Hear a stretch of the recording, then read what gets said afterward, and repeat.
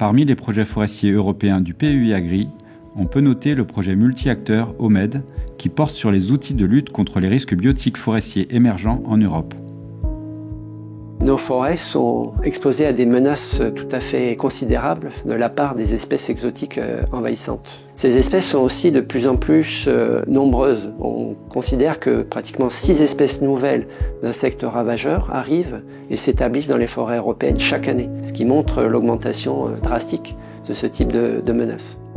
Il est clair que face à cette montée des nuisances, il va falloir réagir, essayer de détecter rapidement pour mieux contrôler ces espèces qui menacent l'intégrité, la productivité et les services associés aux forêts européennes. Pour cela, on a développé un projet collaboratif qui a rassemblé plus de 25 équipes. Alors non seulement en Europe, mais également en Chine, en Afrique du Sud, aux États-Unis, puisqu'il était très important de coopérer avec des collègues qui travaillaient dans les pays qui nous envoient ces espèces qui risquent d'envahir les forêts européennes. Une grande partie des insectes ravageurs ou des champignons pathogènes qui émergent, qui arrivent dans nos forêts, sont inconnus. On ne sait pas lesquels vont arriver. Il faut savoir que ces espèces exotiques sont amenées par du transport, arrivent dans les ports et les aéroports, et donc il faut arriver à les détecter. Il faut arriver aussi à les identifier. Il faut ensuite considérer qu'elles peuvent s'établir, et donc il faut pouvoir repérer dans quelle zone elles se sont établies. Ensuite, si elles se développent, elles peuvent se diffuser à l'échelle du paysage, de la région ou du pays. Donc il faut pouvoir les surveiller dans leur expansion. Et puis in fine, il faut pouvoir lutter. Donc il faut mettre en œuvre soit des méthodes d'éradication, si on veut supprimer carrément les populations, soit si on n'y arrive pas, continuer à ce qu'on appelle les enrayer le phénomène, et donc intégrer, mettre en œuvre des solutions de contrôle à long terme.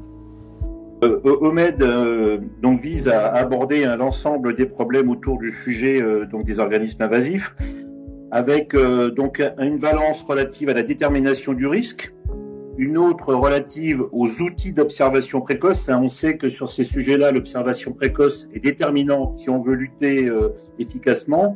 On peut citer le système des pièges lumineux d'Andrea Battisti à poser dans les conteneurs, le système du piégeage large spectre développé par Alain Roch et qu'on déploie déjà dans les sites d'importation en France. Une première phase qui est très importante, c'est d'essayer de prévenir. Donc pour cela, on a développé par exemple un système qui s'appelle les plantations sentinelles, qui a consisté à installer des arbres européens dans les zones d'origine des espèces envahissantes, permettant de détecter celles qui étaient capables de s'installer sur les arbres européens. Alors ensuite, on a développé des méthodes d'identification, de métabarcoding, de génétique d'identification, permettant de repérer, identifier les espèces dangereuses.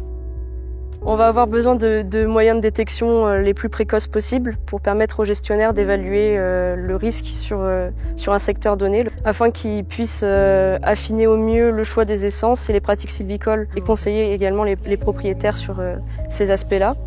Et on a aussi besoin d'outils d'aide à la décision pour les gestionnaires qui puissent être capables, face à une situation donnée, de choisir la meilleure des décisions qui soit quand même réalisable d'un point de vue économique pour le propriétaire forestier et que la prise de décision soit la plus simple possible. On a beaucoup travaillé sur les méthodes de lutte et notamment des méthodes de lutte biologiques en essayant d'identifier des espèces d'insectes ou d'ennemis naturels à importer pour contrôler ces espèces-là.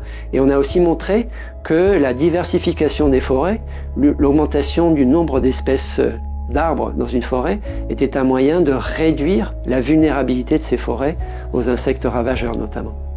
Toutes ces méthodes et ces outils qu'on a développés dans le cadre du projet sont maintenant disponibles dans une interface web où les gens peuvent identifier ce dont ils ont besoin. Et cette boîte à outils va pouvoir maintenant être mobilisée par les acteurs de la gestion ou de la surveillance des forêts. Mais il est clair que le projet ne s'arrête pas là. D'autres développements nous semblent nécessaires. Une des priorités, ça va être de se focaliser sur les zones urbaines, puisqu'on a vu que c'est là où arrive l'essentiel des insectes ravageurs et champignons pathogènes qui menacent les forêts. C'est là aussi où on a le plus de personnes qui sont en contact avec ces problèmes. Et donc c'est la deuxième priorité, c'est sans doute d'intégrer davantage le citoyen, la société, sous forme d'action de science citoyenne, comme on l'appelle, qui permet de récupérer beaucoup de données pour convaincre, d'informer, de persuader la population du rôle qu'ils ont à jouer dans ce risque de propagation, notamment lors de leurs voyages, lors de leurs achats. Et donc, cette dimension d'interaction science-société nous paraît essentielle à développer dans les années qui viennent.